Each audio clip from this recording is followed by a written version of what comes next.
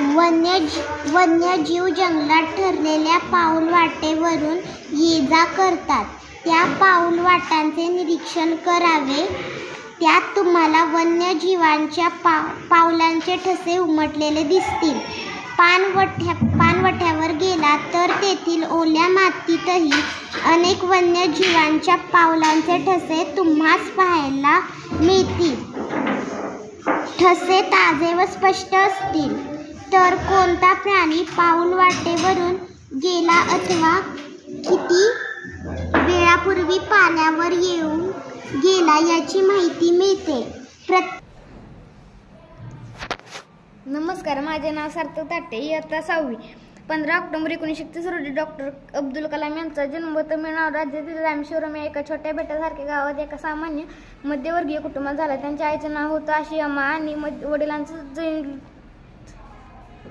जैनुलबदीन. वडिलांकडलं लक्ष्मीचा वास इतर प्राण्यांपेक्षा वेगळे असतात. वाघ पायांचा आवाज होऊ नये यासाठी पालापाचोळ्यातून चालणे टाळतो. तो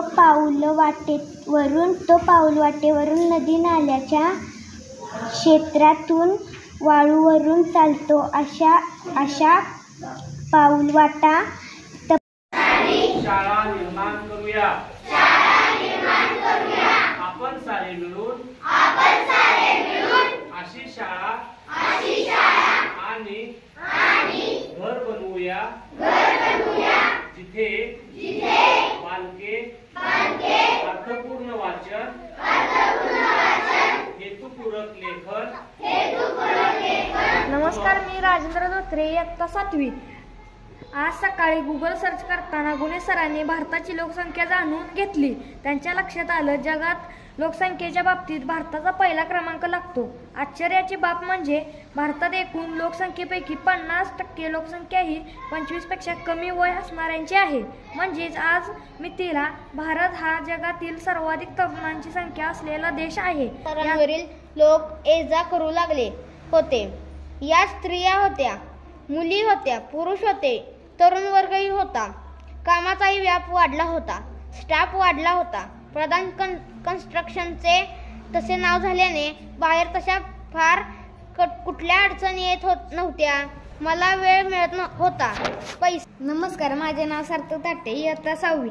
15 ऑक्टोबर 1931 रोजी डॉक्टर अब्दुल कलाम यांचा जन्म तमिळनाडू राज्यातील रामेश्वरम या एका छोट्या बेटासारख्या गावात एका सामान्य मध्यवर्गीय. I want result. 24 तासात चोरी पकडून दाखव, नाहीतर वर्ग प्रतिनिधीचा बिल्ला उतरवून ठेव. Sinhagarjana continued. Yes sir. Danny sir, काय झालं असेल दोस्तांनो? केवढी मोठी जबाबदारी थाडकन येऊन पडली आपल्या हिरोवर. मिनीला तर घामच फुटला. ते 3 शेर सिंग वर्गाबाहेर पडले. गोड बोले बाईंचं फक्त आडनाव गोड बोले होतं. खाजगीत त्या लवंगी मिरची होत्या. नमस्कार, माझे नाव श्रेया किरण घारे, इयत्ता 6वी. माणूस सुखी व्हावा म्हणून आजपर्यंत अनेकांनी प्रयत्न केलेले आहेत.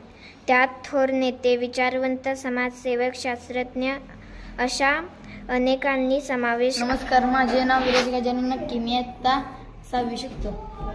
शेजारच्या गावात राहत होता. त्याचा गावाचे लोक सभा ऐकायला आले होते. सभा ऐकून ते त्याच्या गावी गेले.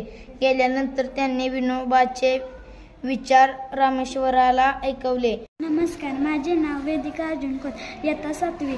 गेल्या 2-3 महिन्यापासून संजय नोकरीच्या शोधात होता. कालच्या